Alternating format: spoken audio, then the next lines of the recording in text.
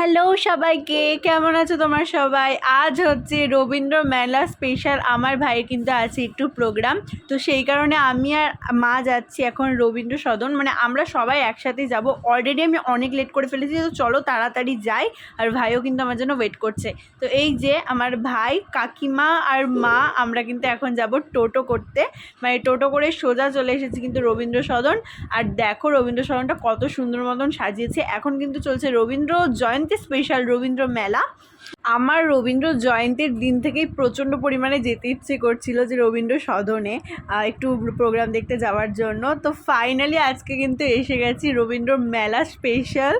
তো এই তো যাচ্ছি এখন গ্রিন রুমে, যেটা আমার সবথেকে বেশি ভালো লাগলো, এই মা দুর্গার মূর্তিটা খুবই ভালো লাগছিল। আর এই তো তারপর আমরা টিকিট কেটে সোজা চলে গেলাম হলের দিকে, মানে যেখানটায় স্টেজ করা আছে। তো চলো ভেতরে গিয়ে এখন আমরা বসে পড়বো নিজের জায়গায়। তবে জানো তো, একটু স্টেজটা ছাড়তে অন্য সব সংস্থারা দেরি করে ফেলেছিল, সেই কারণে ভাইদের প্রোগ্রামটা শুরু হতে অনেকটা টাইম লেগে গেছিলো। এই নৃত্যনাট্যটা কিন্তু খুবই সুন্দর করেছিল, তাই তোমাদের সাথে আমি কিছু ক্লিপ শেয়ার করলাম। যিনি বসে আছেন তিনি হলেন অর্জুন, আর এই পুরো নৃত্যনাট্যটার নাম ছিল রূপে তোমায় ভোলাবো না।